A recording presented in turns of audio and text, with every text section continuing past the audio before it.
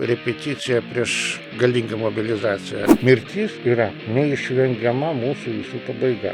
Karas tai yra purvas, fūdas, smarvė, kriksmai ir žmonių nuostoliai.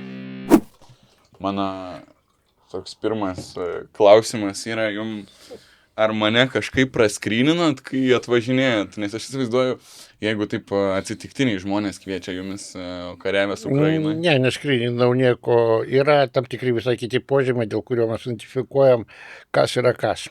Aha. Iš tokių pavyzdžių būna, kada, suprantate, kaip čia pasakyti, mūsų ieško nukalti kažkur tai Ukrainoje kariavusi užsienietį yra rusam, tai būtų toks... Tai va, aš taip galvoju. Jo, tai yra tam tikri momentai, kur mes laikomės tam tikrų saugumo procedūrų, bet tam yra visai kitibiški požymiai, negu kad tu užeini, pažiūrėk, visa tavo siena yra su video.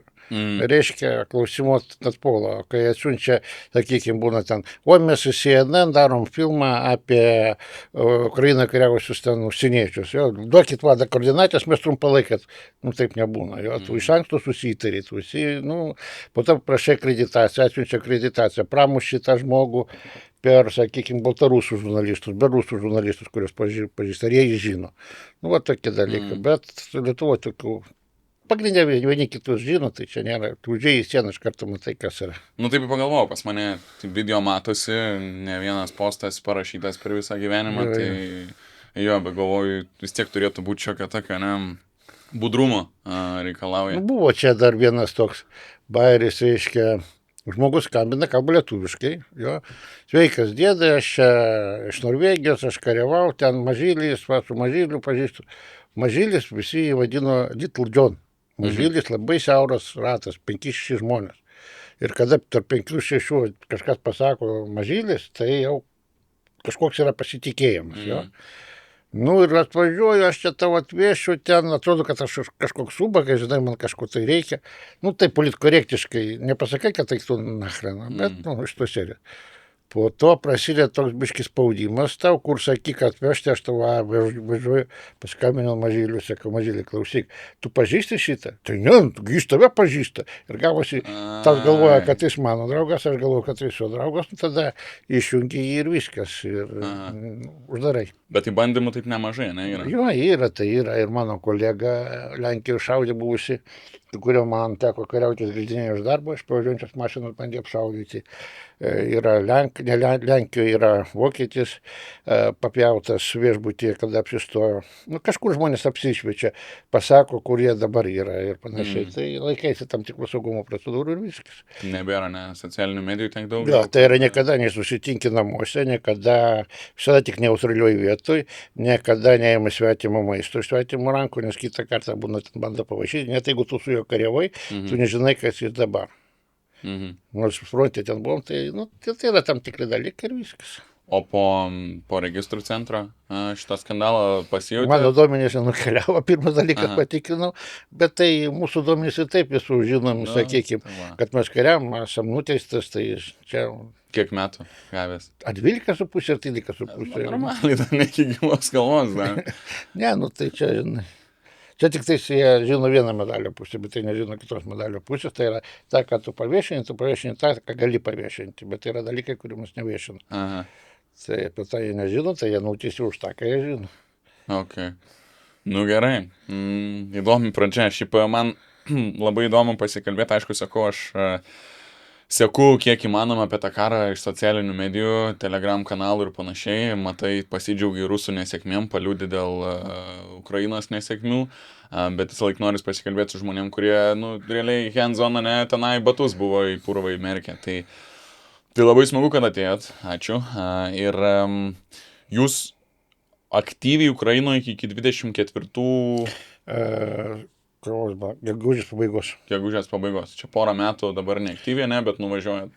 Nuvažiuojam ten, jeigu yra kažkokie, sakykime, kaip 33 šturmo ten reikalai buvo, mes padėjom jom, aš padėjau savo tėmą kursus pravesti tiem žmonėm, vėlgi vežėm Lietuvos parodyti, kaip ten vyksta treniruotis, kad kada ten Narvaitė su kumpiu internete visus užkniso, jau iki negaliu, tai kada žmonės nuvažiuoja patys pamato, tai jie pamato tą, kad mes apie ką mes šnekam. Tai reiškia, kad ne iš kažkur tai mes apie tai tos dalykus šnekam ir jie pabando daug dalykų, ką Lietuvoje negalima daryti, sakykime, pas mus nemokina, kaip nukalti droną, jo, ten mokinama, kaip slėptis nuo drono, kaip išsisukti nuo drono. Vėlgi ten Lietuvos Šaulių sąjungoje ten kažkokius atlikti sprogdinimo darbus, tai yra, o ten yra standartas, kiekvienas turi mokėti bent jau elementariai aptikti miną, identifikuoti, apeiti arba ten sunaikinti, jeigu reikia. Tai jie visi, kiekvienas pabandė ten, sakykime, po prieštaikinę miną pastatyti ir susprogdinti. Tai yra, tokių dalykų labai daug mes jiems parodėm, kaip iš tikrųjų, ką Lietuvoje ten yra uždrausta lygiai tas pats apmėtymas granatom, Lietuvoje kareiviai apmėtyti granatom, taigi čia būtų nusikaltimas iš karto. Brangų dar. Tarnybiniai patikrinimai, pažeidimai visų ten saugumo taisyklių arba ten, sakykime, nuo apkasų susprogdinti kokių 10 metrų atstumę nuo apkasų susprogdinti prieš tankinę miną, kad jie pajustų, kaip ta žemė dreba, kaip tas visas gruntas ant galvų krenta. Taigi pas mus irgi tas pats negalima, ten yra norma. Arba jis šaudo ir šalia jo į žemę šaudo instruktorius, kad kelti tą stresinę būseną, kad jis chaose pabandytų, ką tai reiškia, kada chaosas aplink tave viskas šaudo, sproginė ir taip toliau, tai Lietuvoje tu to nepadarysi. Tai nuvežėm žmonės, parodėm ir pamatė dronus net, irgi kaip skrenda dronai, kaip jie nukalami, kaip visą sistemą. Bet jau realius rusų. Jo, ten buvo paskutinis jam išėjimas, reikėjo paeiti Pamiškės juostą parodyti, ten su instruktoriais dirbo, ir tik atvažiuojame jau Pamiškės juostą ir 6-7 dronai skrydo. Tai pamatė, kaip jie skrenda, dar po to... O FPV ar žvalgybiniai? Šitie šachedai. Šachedai. Tai iš pradžių jie biškai pasimetė, po to pamatė, kad jie aukštai ir jie skrenda kažkur, tai tada pabandė juos pašaudyti, pataikyti. Čia apie šaulius, ne? Jo. Ok, tai turim Ukrainos karo veteraną, išminuotoją ir pezėtoją dar. Turėjau įpilt žyvalo biškį į ugnį. Palaikau abidvi pusės, už Lietuvą visi, man atrodo, kartu, tik jie biškėlė tų įtampų stresą. Pasišaudyti visada linksmą. Aišku. Tai gerai, aš galvoju pradėti nuo apskritai mirties zonos ir realios situacijos fronte. Kaip atrodo dabar viskas, nes kiek mačiau, 30-100 km tokie atstumai yra absoliuti pekla. Bendram supratimui, šiaip mirties zona, kur gyva jėgai viskas jau pavojingai, yra sudaro maždaug 20-30 km. Tai, sakykime, kas iš vienos pusės, kas iš kitos. Vienintelė, kad rusai dažniau veža zylais ar ten kamazais gyvo jėgą, o ukrainiečiai zylais ar kamazais veža dronus. Ir visas skirtumas, kadangi trūksta pas ukrainiečių žmonių, o pas rusus jų dar netrūko, bet paskutinį momentą jau pradeda trūkti, nes ukrainiečiai utilizuoja jų daugiau, negu sugeba mobilizuoti. Tai jau faktas pripažintas per 2 paskutinius mėnesius.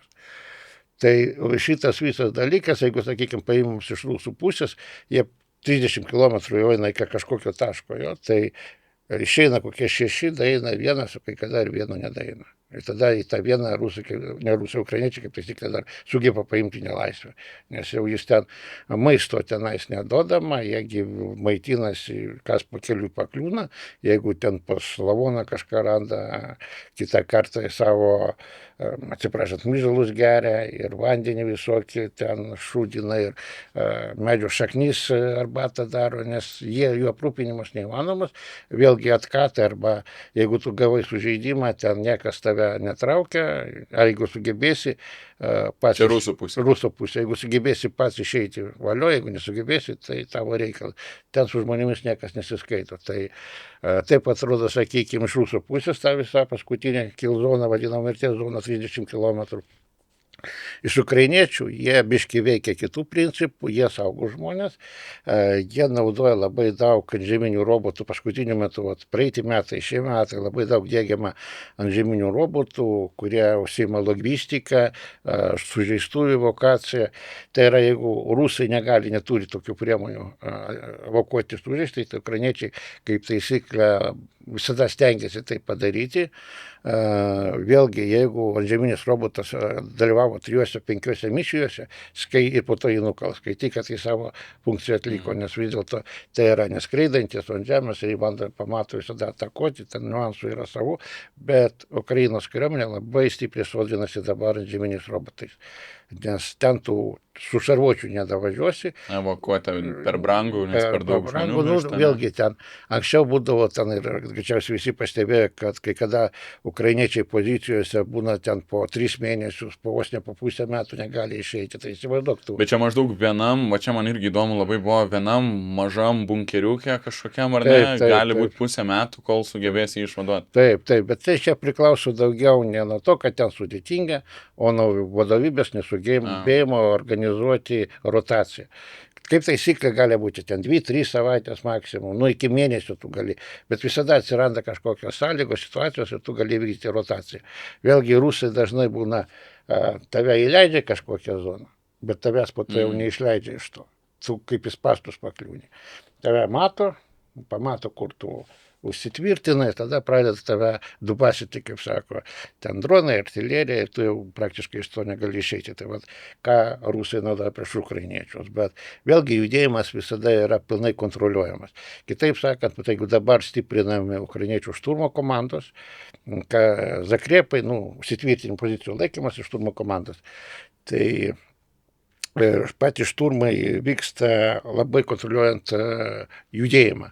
Jeigu kažkur pamato iš pradžių žvalgybiniai dronai, bombina žvalgybiniai dronai, jeigu kažkur nepasiekia kala artilerija ir kai užvalo jau kažkokią teritoriją, jau tada eina valymas. Ir tai valymas eina tada, kada sąlyginai dangus švarus. Vėlgi rotacija vyksta, gali ten 3 km eiti 2-3 paras. Jie turi tam tikras, sakykime, metodiką, apsaugos priemonės, kad eiti iki taško ir kuo mažiau būtų pastebėti dronas. Tai ukrainiečiai savo žmonės bando saugoti skirtingai nuo to, kaip elgėsi rusai. Technika praktiškai jokia nepanaudojama. Būna vienas kitas išskirtinis atvejas, bet tai čia turi būti technika ant tiek apsaugota, kad atlaikytų 12-18 dronų pataikymų. Tai yra kupolai, šitie, radio trukdžio, po to mangalai, ten apšiūjamo tam tikrą sistemą, kad būtų šonai ir vikšrai apsaugoti, ratai apsaugoti, tą gali panaudoti. Nes kitaip, sakykime, važiuoja šarvuotis, ar ten ratinis kažkas, tai tokio aš pataikau į ratą, viskas iš to man reikia jį damušti, lygiai tas pats su tanku. Pataikau vikšrus, vikšrai nulekia, man liko tik tai damušti. Jeigu pas mus mano, kad ten gali kažką tai daryti, žinai, kaip rusai sako, braniak krepka tankina šabisai, tai šitas neveikia. Reiškia, pleištais tu niekur nueisi, tu būsi greitai sukaltas. Jeigu paprastas momentas, mirties zona 20 km, tanko šūvis 8 km. Tai kol tu daeisi, tu būsi sunaikintas 3-5 kartus. Vat ir visas. O jeigu tai paimsim vilkus, ten ugnies pasiekiamumas 2 km. Iki tokio stumo, iki prieš tu niekaip nedaeisi. Tai apie ką mes sakom, kad šarvuočiai turi būti arba labai stipriai apsaugomi, kad atlaikyti. Bet kiek tu ten apsaugosi, jeigu ten tu dronų siunčia, ne? Taip, ten be galo. O pas ukrainiečius būna viena problema, jeigu komanda per parą gali išnaudoti ten nuo 25 iki 35 dronų. O komandoje kiek žmonių? 2-3 maksimum. Daugiau negali vaikščioti. Ne tai, kad dronų pristatymas yra gan sudėtingas. Kad pristatyti, jeigu vis tiek esmė yra, kad tu sėdi kažkokiam blindažą. Kaip taisyklė, tu turi turėti rezervinį blindažą. Jeigu tu apsišvieti, viskas tave... Apsišviesti reiškia, jeigu pasimatai rusą. Kad pamatė tave rusai, kad tu šitoje vietoje sėdi, jie į tave iš pradžių bandys kalti dronais, nepadės dronų artilerija, nepadės artilerija fabai. Kitaip sakant, jeigu pamatai, kad tave pradeda šaudyti, tau reikia staigiai keisti dislokacijos vietą arba tu tenais mirsi. Tai lygiai tas pats ir su pristatymu.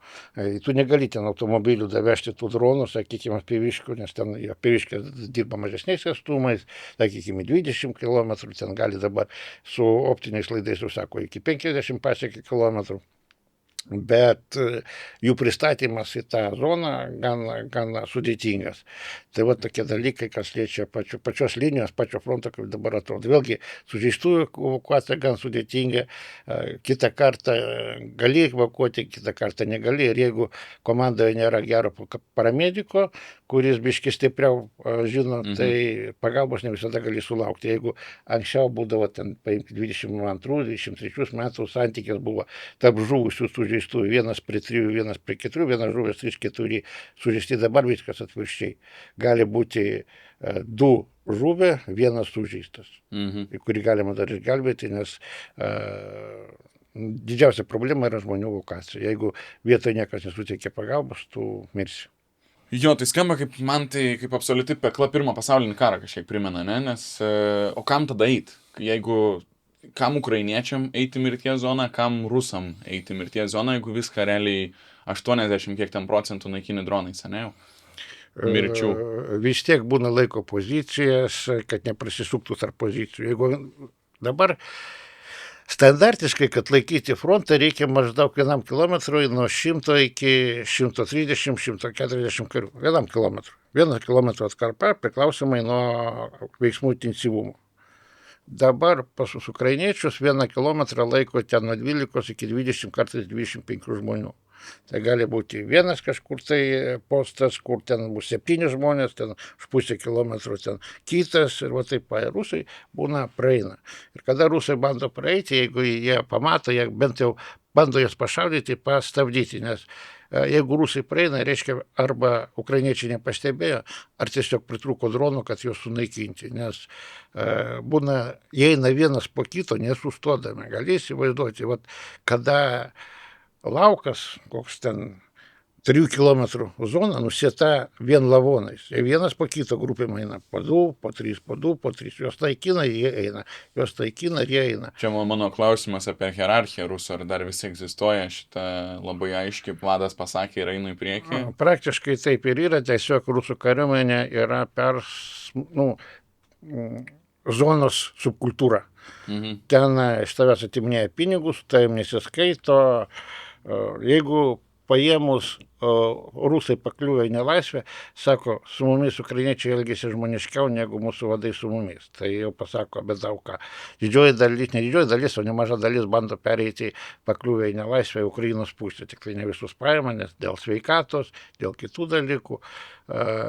Bet jau nemažai pereina kariauti Ukrainos pusę. Kariauti pereina. Jo, ten yra, reiškia, RDK, Rusų savanorių korpusas, Legionas Laisvė Rusijai, ten yra kiti padaliniai ir jie bando į tos padalinius pereiti, jeigu juos paima, nes ne visus paima.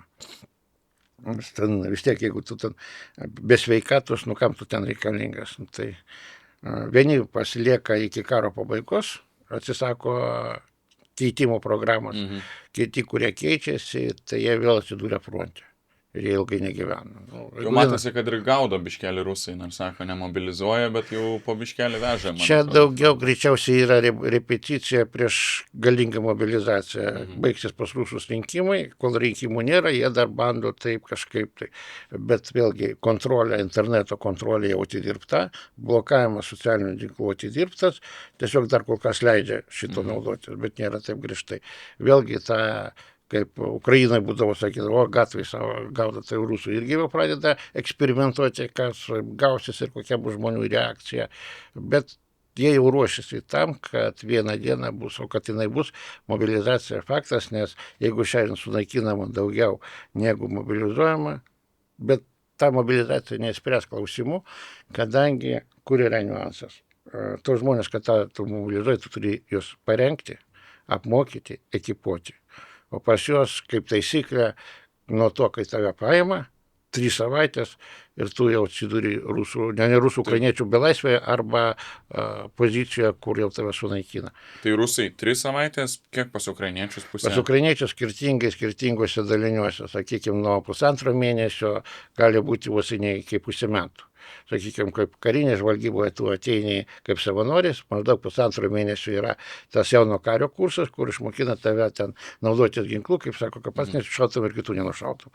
Toliau dar 1,5 mėnesio važiuoji į poligoną, kur šaudo įvairiausių ginklų, įvairiausių amžių, sąveikia grupėje, sąveikia tarp grupės, medicina labai stipriai akcentuojama, ten vien tik tais paramedikai būna atvažiuoja, sakykime, grupė 12 arba 16 žmonių, tai paramedikai su jais dirba 3-4 paramedikai savaitę, jeigu taip paėmus, kad išmokytų juos iki automatizmo.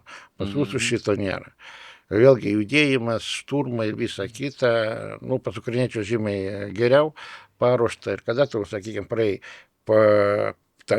pradinį parinkimą, poligoną, tada jau ateina tai vadinami pirkėjai, grupių vadai, vyresniai, kurie pasirenka savo žmonės ir toliau, jeigu tam tu paramedikus, eini papildomai dar 2 mėnesius ar 3 mėnesius kursai, į dronų operatorius vėlgi papildomai kursai, jeigu ten artilerija, tu jau komandoje ruošiesi, jeigu ten šturmas vėl komandoje ruošiesi, tai yra skirtingai, bet ne mažiau kaip 4 mėnesiai, tai tu nepakliūsi, jeigu tai karinė žvalgyba.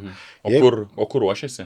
Įvairios rinkimo centrai, jų vietos keičiasi. Ukrainoje? Jo, Ukrainoje. Įvairiose vietose, kad neskristų raketos ir taip toliau, jie dažnai tos taškus keičia. Tai lygiai tas pats ir, pasakykim, pulkuose.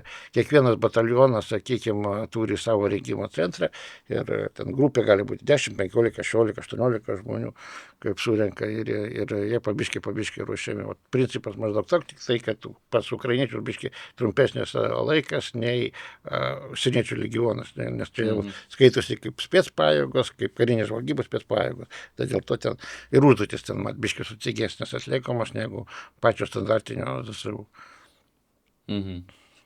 Yra taisyklė, kiek ruošiesi, tiek maždaug išgyvensi, ne? Iš esmės taip.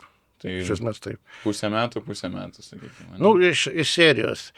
Vėlgi, jeigu tu gerai paruoštas, jeigu tu pastoviai laikas nuo laiko būna kovinėse, kiekviena kovinė arba kiekviena atkarpa, kaip mes sakom, arba naujas frontas, kažkas naujo, kažkas papildoma. Jeigu tu nuo pradžio eini, tai tu pabiškai įsipaišai į tą pokyčius, jo, tam nežymiai kažką. Tai, bet jeigu, sakykime, dabar atvažiuotų žmogus, jis nesuprastų, kokią Armagedoną pakliūvo. Pas mus 22 metais eini ten artilerijos santykis buvo 1:50, 1:80, ne mūsų naudai atrodė Armagedonas.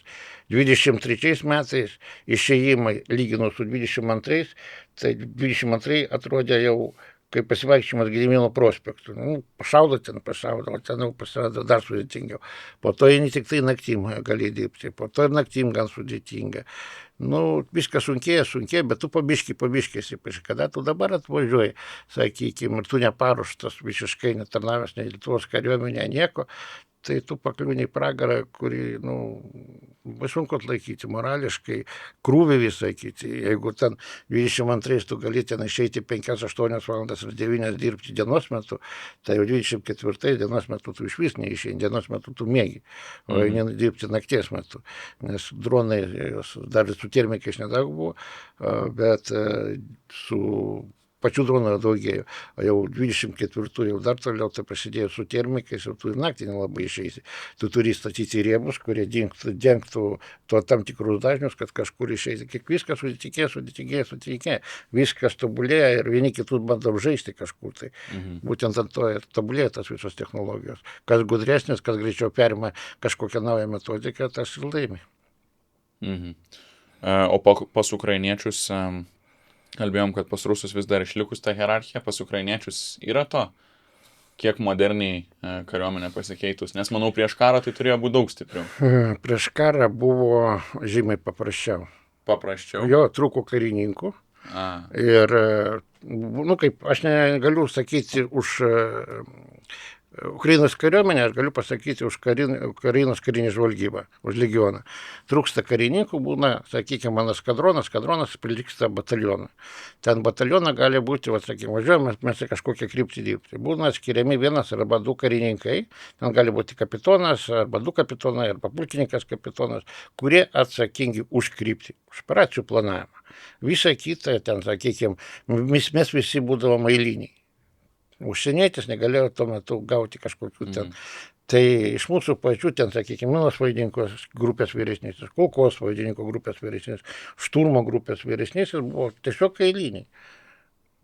Ir kada tu eini pats su grupė, tu stipriai pergyveni už grupę, už tų žmonių gyvybės ir visą kitą. Po to prasidėjo toks biurokratizacija, jau 24 metais jau biškai sistema buvo pradėjo biurokratizuotis. Ten vežti kažką tai leidimai, ten įvedė etatus, kur rašoma, kas tu toks neeilinis šaulys, kaip anksčiau būdavo. O ten, sakykime, ten man kaip įrašė sanitaras vairuotojas. mes norėjom legalizuotis kaip išminuotojai, Buldanovas pasakė, mums išminuotojų nereikia, mums reikia šturmavykų. Tai man prirašė sanitaras vairuotojas, aš ateinu pas pulkininką ir klausiu, dabar jūs man paaiškinkite, ką aš vežu, kaip taisyklė visada pusė tonos bagažinės sprogmenų. Kada pas mane kaip sanitarą vairuotoją ras lavoną ar ten sužeistą, visi supras, bet kaip pas sanitarą vairuotoją yra pusė tonos sprogmenų, niekas jokiam blokposte tu nepaaiškins. Kitaip sakant, tu spręsi tą klausimą, ten skambučiai, ten vadovybė ir visa kita, bet tu kiekvienam blokposte užtruksi 3-4 valandas, aiškinamas, kad tu neužžys, kad tu iš tikrųjų išminuotas važiuoji ir veži kažką, tai net nežiūri tai, kad tu dokumentus, bet pagal etatą tu neturi to turėti, nes taip įrašyta. Tai pradėjo sistema biurokratizuotis, labai daug kas pradėjo, kaip pasakyti, užsipildyti karininkų, kurie yra ne koviniai, o štabiniai. Jis ne geras, ne blogas, jis su kovinės neina, jis dalina, kaip sako, cenai ukazanį, nurodymus tik tai dalina. Ir tada su to karininku, kada jis pat nevaikšto į kovinius, jis nežino pačią situaciją tam tikruose fronto atkarpuose, net ruožas, tai galvoju, jis nežino, kad už 10 km, nes jis ten neėjo su tavim. Ir kada tu bandai aiškinti, jis jį nešaudė. Jis nelabai supranta, apie ką tu šneki, tau duoda užduotį, pasako, kaip daryti, tu negali taip daryti, kaip jis pasako, nes tu pražudysi visą grupę, tau reikia suktis, kad vykdyti užduotį ir nesusipykti su juo. Tai yra, viskas pradeda sunkėti moralinė prasme, kadangi atvykčia žmonės, kurie, kaip čia pasakyti, niekas nenori mirti, jo? Ir jie irgi nenori, mes nenori mirti, bet kada jis pagal savo statusą yra karininkas, jis neprivalo eiti užduotį su tavim, tai jis sėdi ir tau dalina tos neįkainuojamus nurodymus, dėl kurių po to tu turi galvoti, kaip juos padaryti taip, kad išlikti pačiam gyvas ir grupė išliktų gyva. Tai tik tai biurokratizavosi tą sistemą. Paskutiniu metu, sakykime, jeigu anksčiau, sakykime, kokia yra apsaugos štabus, ten savo, panašiai sandėlis ir visą kitą. Tai būdavo 30 žmonių vienas karininkas. Dabar, užvakar kalbėjau, sako, dėdai, tu neįsivaizduoji, mūsų 30, o 12 karininkų, kurie mums vadovauja. Tu įsivaizduoji, kiek visų tų sačiokų, sačiokų, kurie patys neina, neina, nenori eiti, bet jie gauna atlyginimus, kažkur tai ten dideli viršininkai. Tai kada kariuomenė prasodrinama labai daug dideliais viršininkai ir gaunasi irgi nelabai geri dalykai. Tik tai, kad atėjus Fiodorovui Ukrainoje jau įvestas tas balų sistema, kada padaliniai nuo rezultato gauna aprūpinimą ir anksčiau būdavo, ko pas tave dalinėje didesnį nuostolį, tos skaitosi jau čia. Tai dabar atvirkščiai turi būti mažiausi nuostoliai ir didžiausi pasiekimai. Tai va tokia vertinimo sistema Ukrainoje vedama, tai biški kariuomenė keičiasi, bet tas toks, visada yra kažkokie niuansai. Kaip sakoma, kai mes sakome, važiuokit, perimkit, tai nebūtinai perimti geriausia, ten yra gerų, tai yra blogiausiai, ten yra daug gerų dalykų, bet yra nemažai ir blogų pasilikę. Tai matykit realiai, kas yra, matykit, kas blogai, kas gerai, padarykit patys išvadas, ne tai, kad ten armatė su kumpiu, ten pastovi jau užknišo visus su savo pezėjimas, bet jūs patys. Jo, tai va taip va. Supratau. Kokie įgūdžiai kariui yra būtiniausi, jeigu galima įvardinti. Pavyzdžiui, ką mes mokomės čia, imkim Kaspas, JKVMas, šauliai, 9 mėnesiai. Ir kas ten yra būtiniausia? Ar ten sunkios kuprinės visada, ar ten kažkokie... Sunkios kuprinės, kaip čia tau pasakyti, o didžiausias atstumas, kurį man teko eiti per daugiau kaip 2 metus karo, tai buvo 10 km. 20. Ten reikėjo vieną kelią patikrinti ir po to atgal grįžti į evakuacijai. Bet tu neimi kuprinės, tu neimi ten... Tu per vieną rytą tai padarai. Sakykime, aš važiuoju kokią 12 nakties ir jau 7-8 tu jau būni grįžęs. Padaręs. Išeina, sakykime, 3-4 žmonės, nedaugiau, nes jau viskas tave kitaip sunaikins, jeigu didesnė grupė būna. Tai paėmė savo vandens 1,5 litro, porą geriausių atveju šokoladukų, ten Marsus, Snickers ir viskas. Tu kuo mažiau neši, tuo tu daugiau padarysi, tuo didesnė, kaip sako, judėjimas greičiau, ne taip greitai pavargsi. O pas mus visada pažiūrė, tos mokymus sukrauna tas kuprinės, kam? Nu, paprastas pavyzdys, 22 metai, Uleipolė, reikėjo per naktį suformuoti grupę, išeiti į pilkąją zoną. Nu, ir va, per naktį kiek surinko žmonių ir vienas irgi ryte išeina, jis visą kuprinę. Sakau, kam tu, dėdai, prireiks.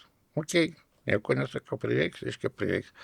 Atidirbom 9 valandas, kitą dieną išeinam ir be kuprinės, sakau, kur kuprinė. Sako, dėdai, aš viską supratau. Tai yra, ten labai greitai tu viską suprasi ir išmoksi, kas veikia, kas neveikia. Šiaip tai, ką, naudotis ginklų, šturmo judesiai, vis tiek nežiūrint, kur tu esi, ar tu drono operatorius, gali tavo pozicijas užeiti priešas. Tu šitą turi mokėti, puikiai daryti, bet vėlgi darbas su dronais, mokėti darbas su dronais, mokėti, identifikuoti, aptikti, identifikuoti, apeiti minas pas mus buvo kiekvienam standartas, ką davė rezultatą, kad mūsų eskadronė per daugiau kaip 2 metus nei vienas nebuvo nežuvęs, nesužeistas nuo minų. Nors mes nemažai dirbom su Rovikino gyniminės linijos atkarpoje. Karsonas minų laukai, kaip yra tą pateikė informaciją. Nebuvo tokių atvejų. Kitaip sakant, tie atvejai buvo, bet tai buvo daugiau ne tai, kad jie juos surado, o dėl žioplumo, kada vadas pasiunčia juos nepatikrinęs, ar kelias tas švarus, vairuotojas sėdamas į mašiną nepatikrina vėlgi žemėlapį, ar tas kelias švarus, ir jie važiuoja patys, užvažiuoja ant savų minų. Tokie du atvejai buvo, bet tai čia daugiau žioplumas, o ne tai, kad kažkas tai tokio. Medicina, pirmoji medicinė pagalba, tu turi žinoti iki automatizmo, kiekvienas dalykas, kam kas skirtas, pas mus būdavo taip, tu praeini tą bendrą mokymą ir vis tiek, sakykime, buvoje atkarpoje kokius 3-4 mėnesius, atvažiuoji į rotaciją, ten mėnesis pusantro, vėl išvažiuoji į naują atkarpą, tu kvieti paramedikus, priminkit mums visą kitą, nes tau reikės dirbti vėl pilkoji zonai, kažkur tai fronto zonai ir nedaug dievė tu ten kažką pamirši, sumaišysi ten kažką ne taip.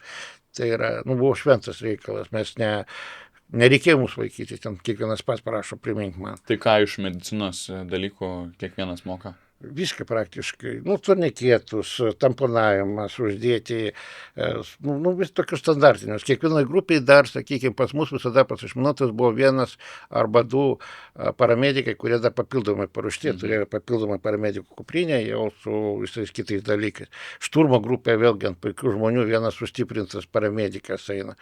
Kaip taisyklė, ten nėra, kad, sakykime, aš ten šturmavykas, išminuotojas, vairuotojas išminuotojas, ten paramedikas, išminuotojas ryšininkas, va taip, 2-3 specialybės iš karto eina, ten išminuotojas ir dar su dronais moka dirbti, va taip, visos grupės, kuo daugiau tavo grupė įvairiaus specializacijos, tu didesnis šansas tau išgyventi.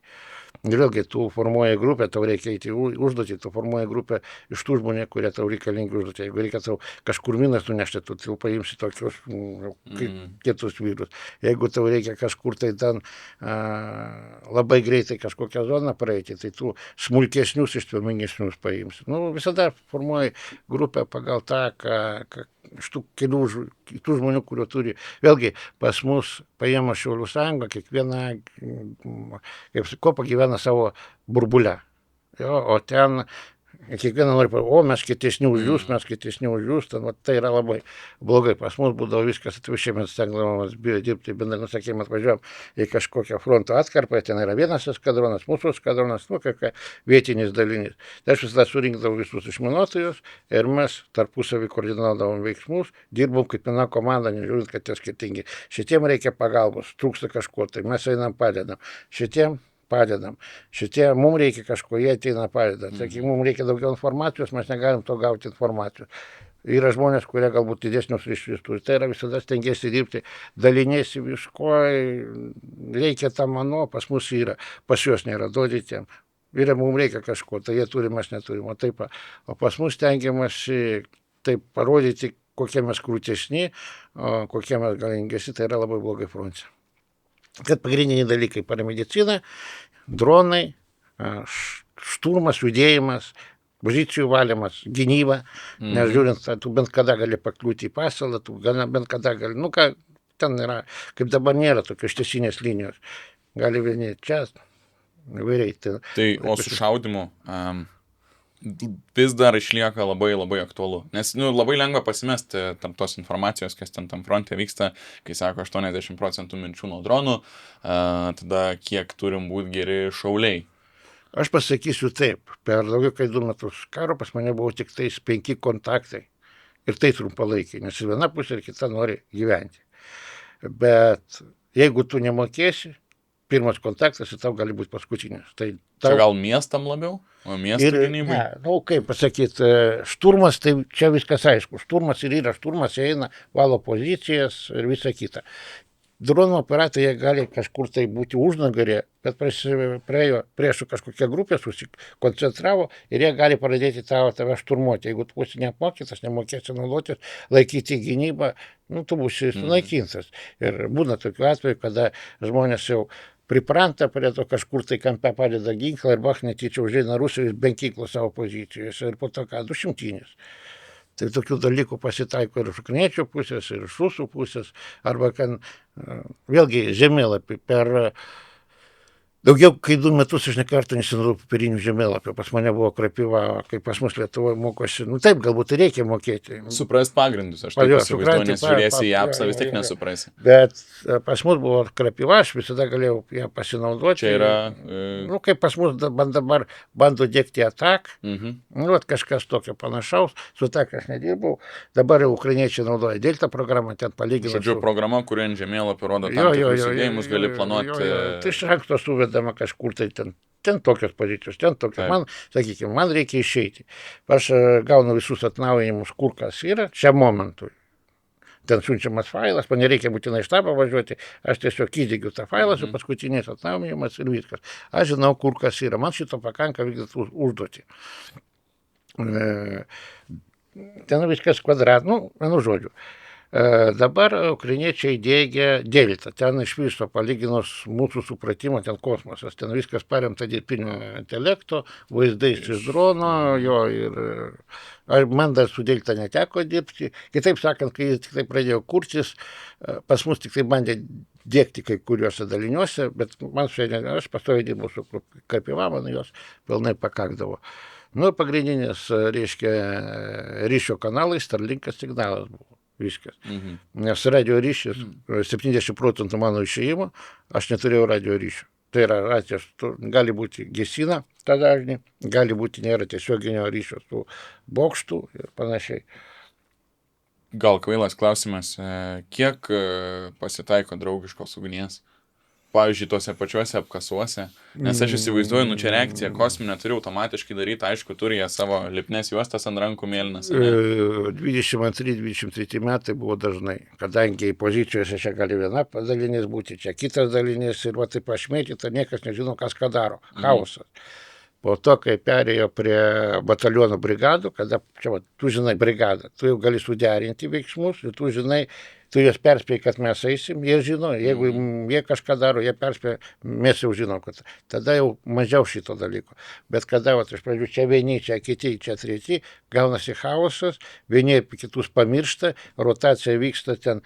Vieni praneša, kad ten mūsų žmonės, kiti nepraneša, o tie žmonės gali būti visai iš kito padalinio. Čia atvažiavo, nežino, ten nepraneša, o ten kažkas sėdi, turbūt rusai, siunčia po to savys šaudyti su. Tai gerai, jeigu ateina žmonės protingesni, dar bando pašnekėti vieni su kitais, ne iš karto pradeda pilti vieni kitus.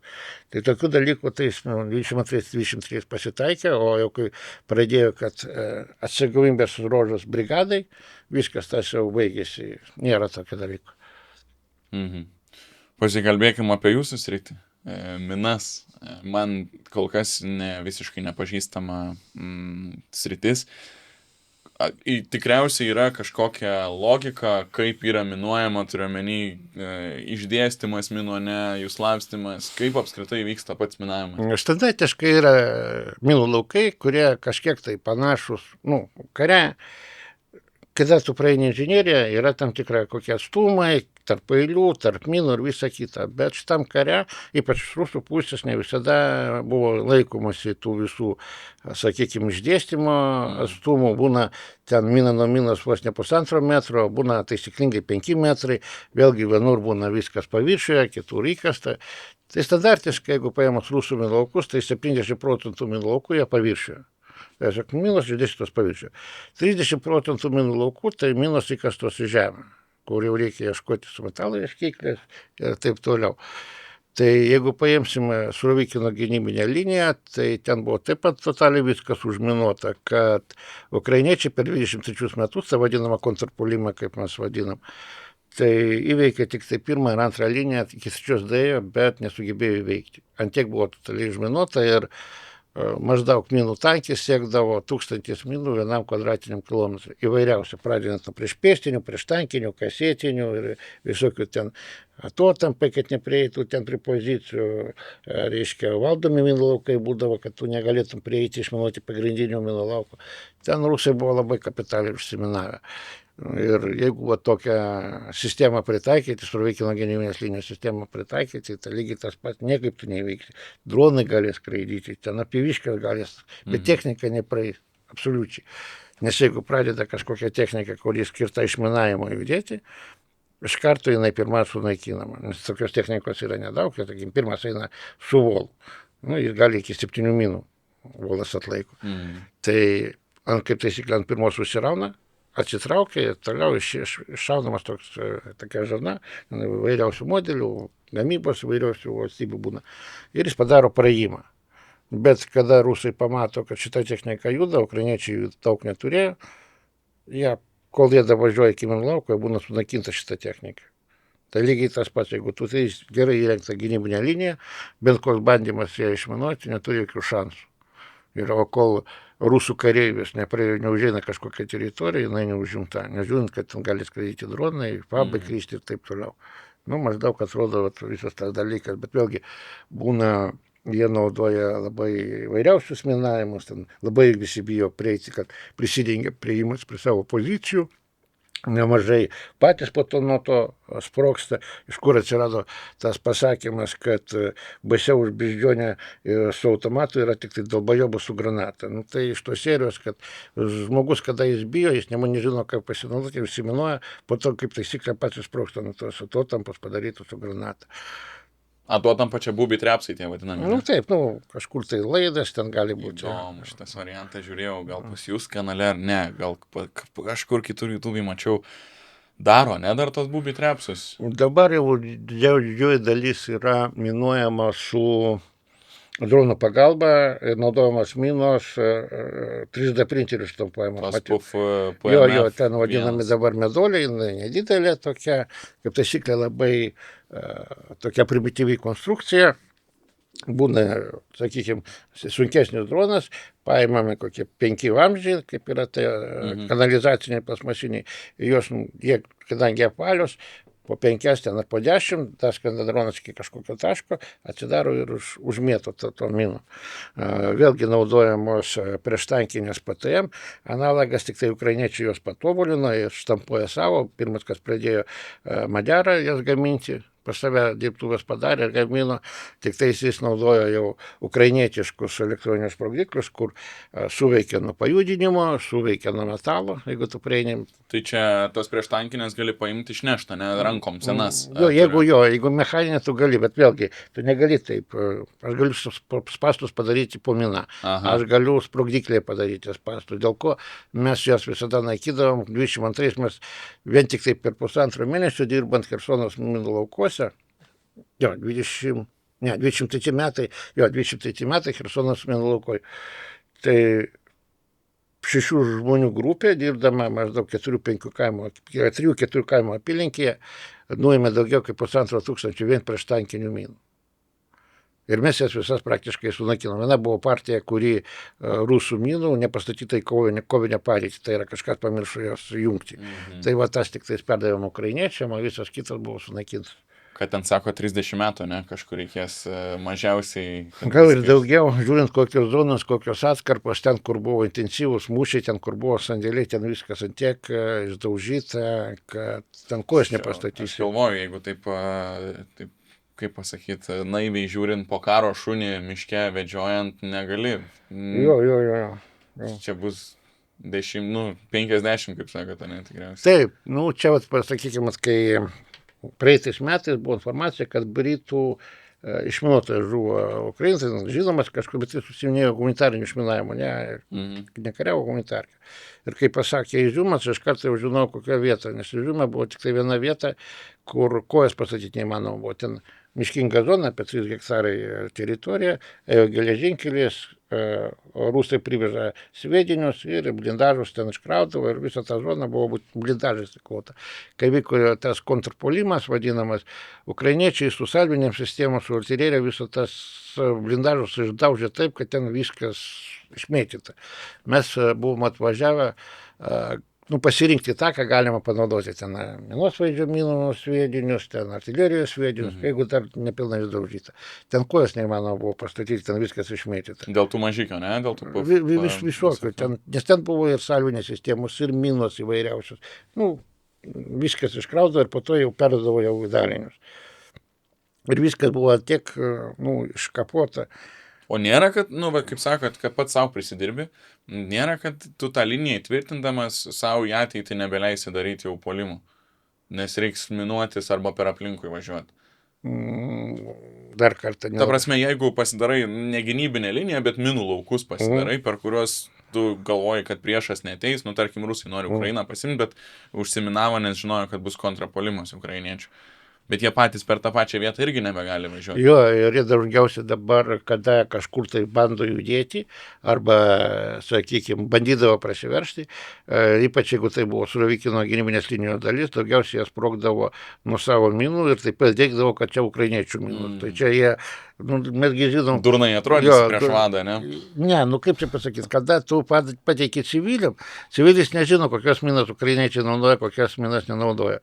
Sakykime, ukrainiečiai niekada negamino priešpėstinių minų, nes jie buvo pasirašę Otavos konvenciją. Daugiausiai, ką mes naudojam, trofėjinės. Paėmė trofėjinės rusų nuimtas minas priešpėstinės ir panaudoja prieš pačios rusus. Bet tai čia labai vienetiniai atvejai. O kada jie parodo ištisinį priešpėstinių minų lauką ir sako, čia ukrainiečių, mes suprantam visą kitą, bet kada žmonės nesupranta, jie galvoja, kad jo taip ir yra. O tas priešpėstinės dabar jau turi ukrainiečiai gamina? Jo, dabar viskas pereinama daugiau prie dronų pagalba, nuotoliniu būdu minavimo ir daugiau elektronikos naudojama, kur suveikia į šitą seismiką, tavo žingsnius, arba į jūsų judesių daviklis ir panašiai. Tai yra daugiau viskas naudojama su elektronikos pagalba ir praktiškai jos iš vienos pusės sudėtinga, iš kitos pusės paprasčiau, jeigu tu ją aptikai, tu prie jos neprieisi, bet yra būdų, kaip ją paprasčiau sunaikinti. Mačiau ir iš padangų mėtoj tas priešpėstinės. Ne, sušaudo arba tiesiog su kitų dronų numetamas papildomas užtaisas jos sunaikinį. O tai pašaudžiusiai prieš tankinę miną sprogsta jinai? Tai atstumus didesnius laikai ir viskas. Jis sprogsta, nuo šūvio tiesiog. Jo, pritūpė, uždėjai taktinius akinius. Grupė atsitraukė toliau. Tokia viena grupė, kuri ten šturmo ar dar kažkas. Ir bach, tavo ant tako ten guli, sakykime, seisminė arba ten magnetinė mila. Tu prie jos ten nerizikuoji. Grupė atsitraukė, jeigu, sakykime, tai yra prieš tankinę atsitraukė maždaug 50-70 metrų, taktinius akinius užsidėti ir pritūpė šaudai, kol mažesnis tavo siluotas, tavo mažesnis pataikymas. Ir šaudai tol, kol jinai arba sprogs, arba subirės šipulius. Viskas subirėjo, matai, kad subirėjo, eini toliau. Bet svarbiausia, kad grupė biškį toliau atsitrauktų. Man priešpėstinės pačios šlikščiausias atrodo, kur ne nužudyto sužeista, ne? Jo, tai priešpėstinės, jeigu ten paėmus tos nuspaudžiamosius mechaninės, tai ten iš viso paprasta.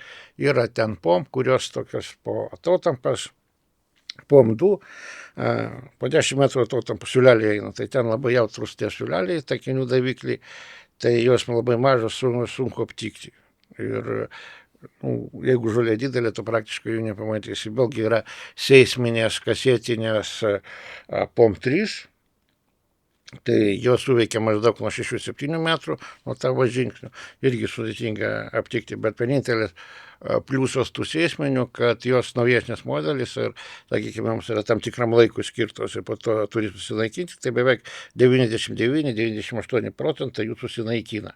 Niekas nespėjo užeiti. Ne? Jo, nu, sakykime, ten po kiek laiko. Jie tik tai naudojami, sakykime, pajėgų judėjimo pristabdymą. Pradeda ukrainiečių imti, jie užmėtų ir ten 3 paras gali stovėti koviniai padėti. Tai jau 3 paras tai niekas nepraeis. Po to jie susinaikina savaime. Mhm. Šlykštus dalykas. Pripranti. Pripranti. Jo, nu, prie karo lengva priprasti, iš karo grįžti sunku. Per ramu viskas, ne, čia nebėra adrenalino. Ar čia sunkiau negalvoti? Biški kitaip. Kada tu, ten, sakykime, prekariavai, ten pas mane buvo maždaug 8-9 mėnesių atvažiuodavau biški palisėti, nes, nu, įsikraut smegenim. Tai pirmą kartą tu grįžti ten maždaug po 3-4 dienų, jau tau liūdna darosi, nešaudo. Tu įpratęs ant tiek, kad tave šaudo ir kada tu išeini tas ramybės būsena, nu nešaudo, liūdna darosi. Plus tu gauni vis tiek visą informaciją, kur vyksta, kažkas kažkur tai, o tu čia sėdi, kaip sako, ilsėsi. Na, neramu, tai ilgai negali išbūti. Vėl važiuoji tenai. Antrą kartą jau biškai paprasčiau.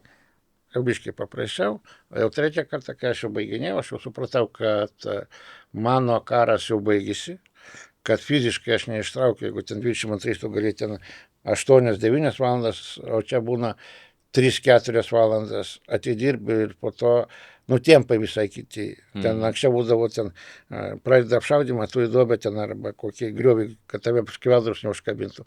O dabar, jeigu taip nukristi, tai tave dronas sunaikys 100%. Tu nuo drono turi dingti. Jau judėjimas, visai tempai kiti.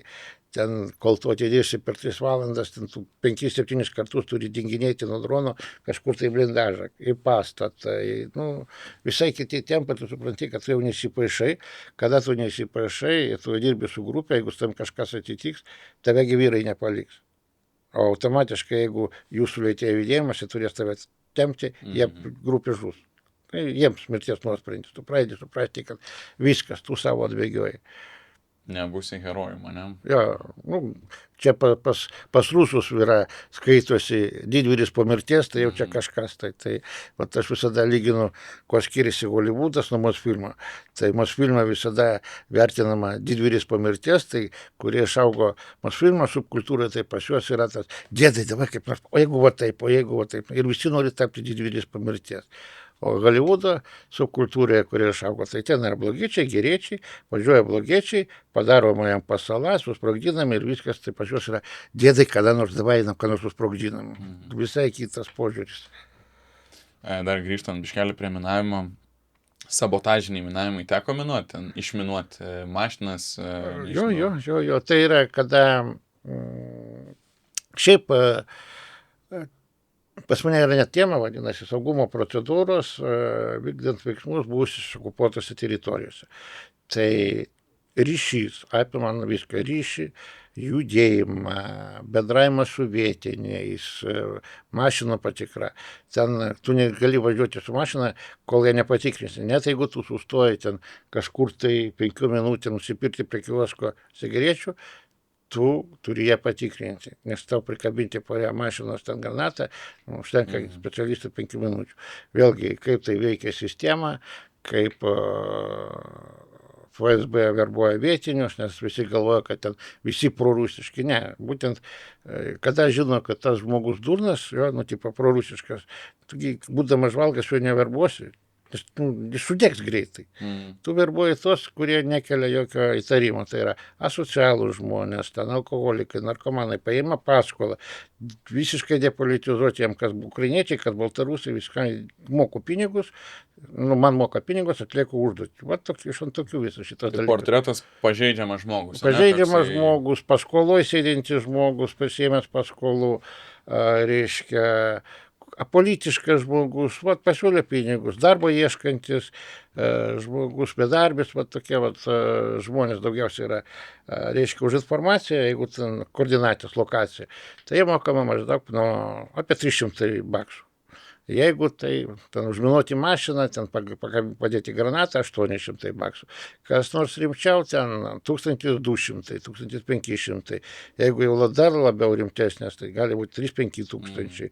Tai gan tokiem žmonėms tai yra neblogi pinigai ir tai veikia. Ir vaikus dažnai įtraukia šitos visus dalykus, nes, karo zoną gyventi labai sunku, bedarbystė didelė, išgyventi labai sudėtinga ir kada pasiūlo ir vaikams irgi kiekvienas nori kažką tai geriau turėti, tėvai negali nupirkti. Dažnai būna vaikai įtraukiami į šitą žaidimą FSB šna. Bet abi pusės daro, ne? Jo, šiaip abi pusės daro, ukrainiečiai biškai kitų principų. Ukrainoje yra daug, sakykime, baltarusai, kariaujantis Ukrainoje pusėje. Jie turi savo kanalus, jie savo partizanus koordinuoja. Rusai, RDK, ten tas rusų savanorių korpusas, ten Sibatas. Jie turi visi kažkur savo tokius kanalus, kur per Ukrainos karinę žvalgybą, plus karinė žvalgyba dar papildomai dirba, SBU dar papildomai dirba. Tai yra su agentūra dirbama tik tais, kada ta agentūra neparuošiama iki karo. Kada jie apmokyti iki karo, tengi turi mokėti tos ryšio slaptumo visus, nes juosgi gaudo, kad jos neiššifruotų. Dėl ko jie vadinami, kas vienoj pusėje, kas kitoj, dažniausiai vadinami vienkartiniai. Vieną kartinę užduotį atlieka, jos greitai šifruoja ir pagauna. Nes paruošti rimtesnį, tai reikia ir sandėlius palikinėti, kurie galėtų padaryti ten, paimti sprogmenis, kažką susprogdinti, dar kažką. Tai kada Ukraina tam nebuvo pasiruošusi ir rusai tam nebuvo pasiruošę tokiam dalykam, tai gan sudėtinga po to paruošti, per internetą, ką aš tave išmokinsiu. Pats supranti, kad tai yra tik tai vienkartinius, kaip išminuotojai yra vienkartiniai. Visą legendą apie vienkartinius išminuotojus vaikšto, taip ir su tais partizanais irgi gan sudėtingas darbas. Pas mus rusai, baltarusiai, kalbam nemažai apie visą tai, kiek turim pastoviai važinėjančių autobusais kiekvieną dieną. Ką ukrainiečiai kalba apie šitą dalyką, apie mus? Sunku pasakyti, šiaip tai turėjom seniai uždaryti arba prislopinti šitą reikalą. Vėlgi, jeigu tu ten 2-3 metai Lietuvoje, tu turi išmokti lietuvų kalbos arba pradėti mokytis, o pas mus kažkaip tai viskas apleidžiama šitas reikalas, bet, sakykime, jeigu man reikėtų, sakykime, aš FSB agentas, jeigu reikėtų man Lietuvoje samdyti kažkokius agentūrą, aš niekada nedirbčiau nei su rusais, nei su baltarusais, nei su lietuviais. Aš dirbčiau su kokiais kazakais, uzbekais, tie, kurie moka kalbą, kurią lietuviai nežino. Tu gali perklausyti, kaip tu iššifruosi, pas mus vertėjų daug. Supranti, principai. Geras argumentas. Jo. O jiegi dirba dažniausiai ten boltuose, visokiose pavežimuose ir taip toliau, jie puikiai žino, kas kur yra, kur kokie judėjimai. Ir niekas, pas mus labai silpnai dirba saugumas, pas mus nėra normalios saugumo rengimo centro, kaip Ukraina, ten jie turi karinės žvalgybos rengimo centrą, kur įvairiausio lygos specialistai rengiami, pas mus kas. Pabuvo jis ten kriminaliniai policijai padirbėjo, ten laimėjo konkursą, atėjo VSD arba Jansas departamentas. Tai va toks ir lygis. Šitą žvalgybą ir kriminalinė žvalgyba yra du skirtingi dalykai, ypač karinė žvalgyba. Nesulyginami dalykai, mes per daug pripratom gyventi taikos sąlygom, gerai. O karo sąlygom tai neveikia. Tai dėl ko pas mus ir gaunasi, ten padega, tai kažkokia šiukšlių perdirbimo dalyką, tai dar kažką, tai kažkas atitinka, kaip pat Lenkijoje dabar neseniai nušovė tą menininką kažkokį iš Rusijos. Tai jie dirba, jie puikiai dirba. Pas mus nesugeba jų pagauti. Tokiu atveju, įsivaizduoju, neblogai būtų piliečiam šaudyt mokėta, ne? Jeigu jau prasidėtų rimtesni judėjimai, vadinkim žalieji žmogeliukai, Ukrainos scenarijai, būtų gerai, jeigu ginklą turėtų. Ir būtų gerai apmokami. Jo, jeigu žmogus nepasiruošęs morališkai, tai ginklas jam tik tais atvirkščiai negatyvas. Jis pasimes, jis gali sukurti chaosą, nežinodamas, kaip viskas veikia, kaip reikia daryti, nemokėdamas dirbti komandoje arba su komanda. Tai būtų labai daug chaoso, kaip būtų Ukraina 22, tu važiuoji, tave stabdo kažkokie blokpos, kas jie tokie, iš kur jie tokie, vieni kitus būdavo pašaudydavo, tokių dalykų pasitaikydavo 22 metais. Tai lygiai ir čia, jeigu tu apmokytas dirbi sistemoje, viskas ok, jeigu tu nedirbi sistemoje, tu daugiau gali pakenkti, negu atnešti pozityvą. Antras dalykas, tu pat turi pasiruošti, būti morališkai pasiruošti šauti, nes gerai, aš turiu ginklą, o aš nepasiruošiu nušauti žmogaus. Kas man iš to? Tai yra, daug visokių. Kaip šitam pasiruošti? Kad Žmonių safarių ukrainiečiai rusam nedarys, tai sunku pasakyti, kada, sakykime, tarp mūsų tokių klausimų nebuvo. Mes visi, kurie buvom savanoriai, mes visi atidirbę sistemoje, mes jau tam buvo pasiruošę, ir taip paprastai reaguoja. Bet civiliam jo, tai būdavo, kai tas Kyivas per 3 dienas, kai kur laikydavo poziciją šauktiniai, kurie nebuvo apmokyti, pilnai paruošti psichologiškai ir būdavo taip. Eina rusai kažkur, pradeda šturmuoti, jie sėdi pozicijose, vadai sako, šaudykit, jie nesugeba šaudyti, tada eina iki apkasų ir juos sušaudo. Tai vadai būdavo paima vamzdis, mato, kad nieko negali padaryti, jis paima vamzdį, bet jau tanką sugeba nukalti, žino, kad jau vis tiek žus. Dėl ko 22 metais Ukraina per tą Kyivas per 3 dienas labai daug prarado karininkų, nes žmonės nebuvo paruošti, ypač ten, kur liktiniai laikė pozicijas, kur chaosas toks didžiausias buvo. Tai nėra sistemas. Pas mus dar irgi pasienis savo, policija savo, kariuomenė savo.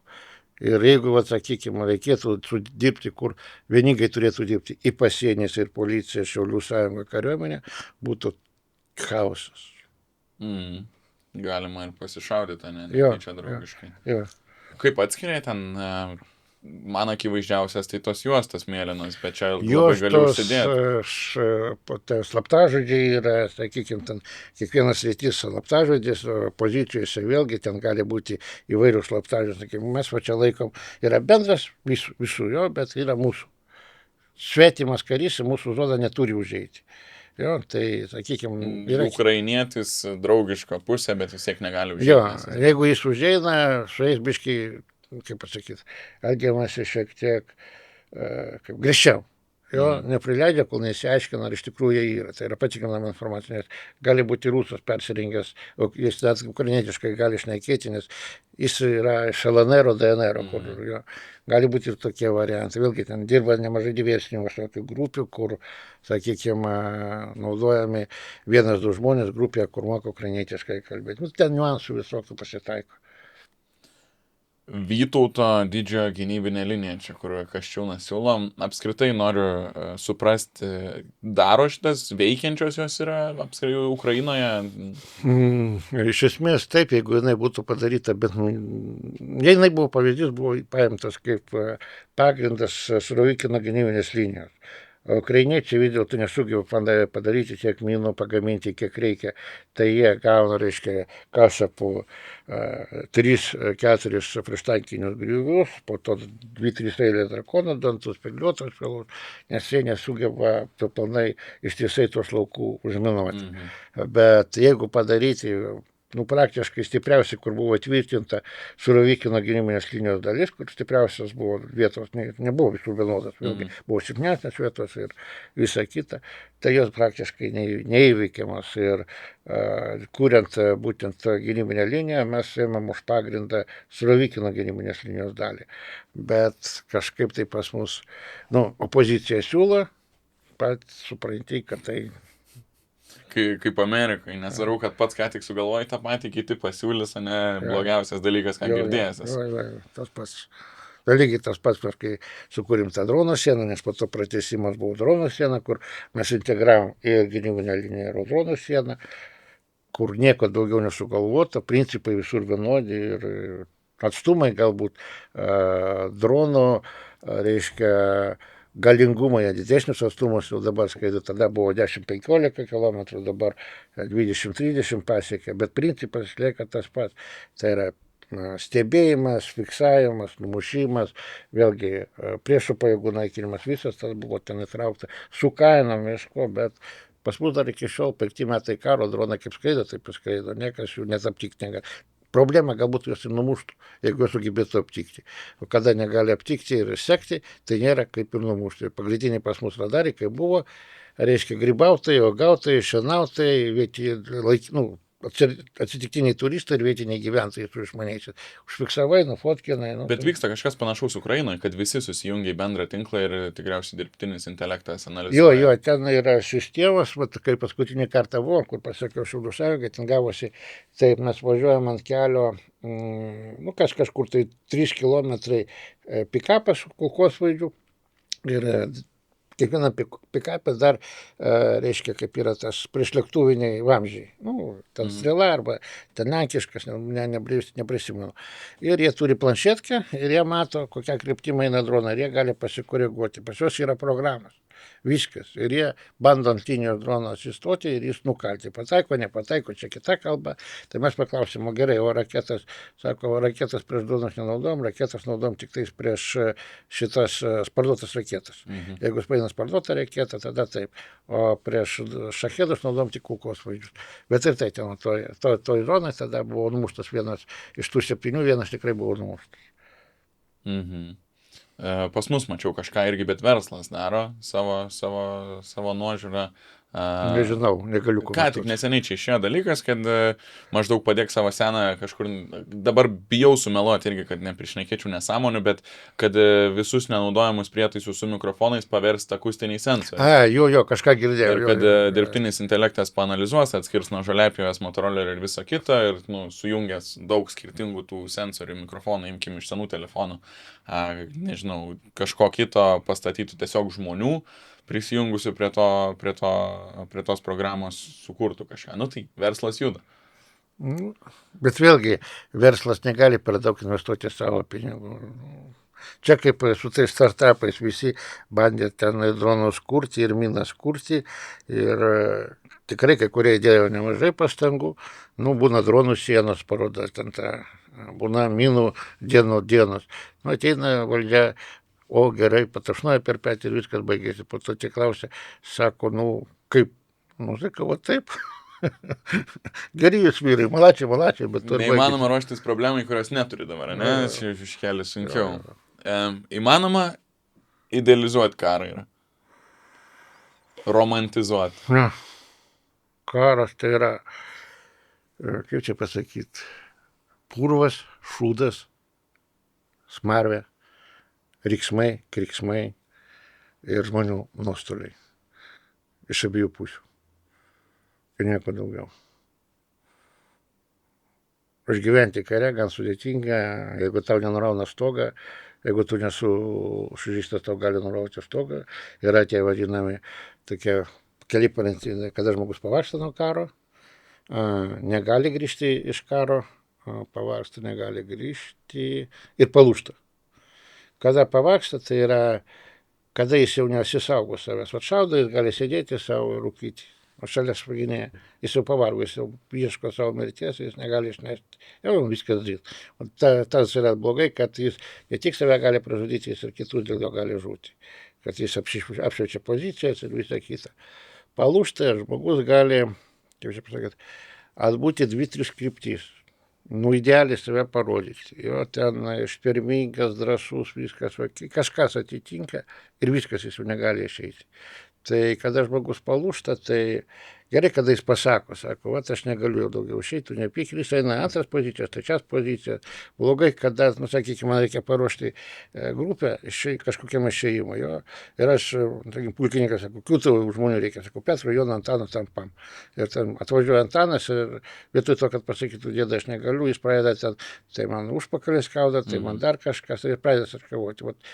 Tokie atvejai nepagarboj. Geriau iš karto pasakyti, aš jau negaliu išeiti, aš suprasiu, jokių pikčių nėra. Aš tada greitai iš anksto surasiu žmogų. Kada tau reikia greitai paskutiniu momentu surasti kitą žmogų, ne kiekvienas gali išeiti, ne kiekvienas gali būti tam paruoštas, tai yra labai blogai. Ir negali grįžti iš karo, kada prasideda biurokratija, kare viskas paprasta. Kare tiek viskas paprasta, kad paprasčiau būti negali. Kada grįžti tu iš karo ir ten popierius kažkokius tvarkyti, biurokratinius reikalus. Ir kai buvo tas 900-aisiais, Petras nusiunčia pas Antaną, Antanas pas Marytę, Marytę pas Stasiuką, o Stasiukas ant 3 raidžių. Ir tu atvažiuoji su to biurokabingumu, to susiduri. Tai, nu, tave išveda, dėl ko po to sako, ištraukė granatą, ten parduotuvė dar kažką tai tokio. Nu, tipo, patajėsa, nepatajėsa. Tiesiog žmonės negali išnešti to abejingumo, to šaltumo, kada tu kariauja, ten rizikuoja ir po to sako, dėdai, aš negaliu, aš čia ką nors užmušiu, susprogdinsiu, nušausiu, aš važiuoju vėl į karą. Ir trumpai ten sutvarko, kaip galima greičiau, ir jis gali būti net rotacijoje. Jis viskas, jis jau Tai būna dažniausiai jie atsistato, kada gauna kažkokią sužeidimą, ligonė, gospitaliai, ten visą kitą, tai pabiški jie sugrįžta, bet iš tikrųjų, va taip atrodo karas. Abi pusės atrodo labai bijo pokarinės visuomenės. Rusai tai tikrai, nes vieną iš kalėjimų labai nemažai susiuntė ir reiks tikriausiai juos į laisvę paleisti. Ukrainiečiai, manau, kad tikrai laukia karo pabaigos, bet turiu omeny tą problemą, kuri bus dėl tų, kurie kariavo, prieš tuos, kurie nekariavo. Nebus ten, ne. Ukrainoje, jeigu pas rusus ta problema visiškai nesprendžiama, niekada nebuvo sprendžiama, dėl ko ir yra ten. Ukrainiečiai tą problemą pirmą susidūrė 22 metų, bet tai neturėjo psichologų. Kitaip sakant, civilinis psichologas, civilis, kuris, jis negali padėti kariškiui. Kad padėti kariškiui reikia suprasti, pabūti jo kailyje. Tada tu pradėti suprasti, kur yra problema ir kaip ją padėti. Nes kai prasidėjo 22 metai, kai žmonės susidurdavo su tom problemom, civiliai nepadėdavo. Padėdavo tik tai tie psichologai, kurie patys praėjo frontą, kurie pamatė, su ko susidurima, ir po tą visą dalykas pradėjo dėktis visur, ir dabar Ukraina yra labai stipri šito dalyko, jeigu reikia padėti žmogui, centrai yra, padeda ir visą kitą. Buvo pas mus, sakykime, atvejs, kada žmogus, gavo, kaip čia pasakyti, gavo labai didelį šoką ir jis nuo ryto iki vakaro galandą, peilį galandą, kirvį balandą. Tiesiog užsiciklino, ar ne? Jo, jis laukia stovi ir galanda. Ateini, sakai, ką darai, galandų kam, kad aštrus būtų. Jis nieko nedaro blogo, jo. Tai po to jį nukreipia į tą, jie greitai pastatydavo ant kojų, bet vėlgi ten būdavo pasi problema biškį papildoma alkoholis. Kol jis nepanaudoja alkoholio, nepavartoja, jis viskas tvarkoja, kai pavartoja alkoholio, pasi viskas iš naujo. Tai tas potrauminis stresinis sindromas ne pas visus būna ir pas mus dažnai pripažįstama, jeigu žmogus, sakykime, biškį kaip kategoriškesnis, jeigu ten, sakykime, iki karo daug buvo dalykų, kur aš tiesiog, nekreipčiau dėmesio, tai dabar po karo grįžęs tu tampi biškai kategoriškesnis ir iš karto, jeigu tu kategoriškas, tave pripažįsta jau kaip, potrauminė. Žmonės net nežino, kas yra potrauminis sindromas.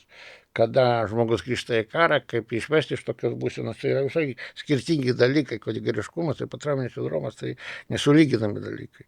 Ir vėlgi ten yra įvairiausių lygų. Vienus gali vietoj išvesti iš tos būsenos, kitus būna, kad reikia iškviesti greitai, jau niekas, nei paramedikas neišves, kaip grimsta į tą tiesiog prakaitas, jis visas dreba, prakaitas muša, tu jį bandai atgaivinti, gražinti šitą pasaulį, tik tai paramedikai išveža po savaitės, tik tai gražina atgal. Būna tokių sudėtingų momentų, bet tai yra visai kas kita. Geresniai natai pabaigti. Ką galim Lietuvoje, kiekvienas žmogus, kuris nėra gal tarnavęs, netarnauja, bet to turi tokią galimybę, kaip reiktų save fiziškai, psichologiškai paruošti blogiausiam, jei nori geriausia. Čia pasakyti paprasčiau. Kada mes pradedam užsiėmimus, aš dažnai pasakoju apie vieną dalyką, kuris kariboje vadinasi mirties kultas. Skamba taip baisiai tiniškai, bet iš tikrųjų nieko nėra. Tai mes visi ko bijom mirties. Mirtis yra neišvengiama mūsų visų pabaiga. Tu gali sveikai maitintis, tu gali ten sportuoti, sveikai matytis, gali šnapsą gerti, rūkyti, paliestuvauti, visų mūsų gyvenimo pabaiga vienoda. Ir mes net nežinom, kas kuris kaip numirs. Vienas su kateteriu vietoj tiesiog žarnos, kitas po savim šlapindamas, trečias be sąmonės, ketvirtas tiesiog užmigs ir neprabus. Visi svajoja apie ketvirtą variantą, užmigti neprabūti. Bet visų mūsų pabaiga yra vienoda. Kada tu pradedi suvokti, kad ką aš bedaryčiau, vis tiek pabaiga vienoda, tu nustoji apie tai galvoti. Kada tu nustoji apie tai galvoti, tu tiesiog darai savo darbą. Vat kada karys su tuo susitaiko, jis tada tampa puikiu kariu. Jis tiesiog apie mirtį negalvoja. Ką žino, padarė, pataikė, nepataikė, pasisekė. Vat jeigu tu su to susitaikai, tada tau viskas din. Man, pavyzdžiui, visada būdavo, atvažiuoju į frontą, ko fronto situacija susidėgesnė, to man būdavo paprasčiau. Kuo daugiau mane šaudo, tai man buvo lengviau susiorientuoti, nešaudo tik į tave. Nes kada šaudo dar ir iš tavo pusės, tada prasideda tas chaosas ir tu nesupranti, ar atskrido, ar išėjo, ar dar kažkas. Tai yra, kada susitaikai su šito, tada apie tai negalvoji, darai, ką privalai ir bus, kas bus.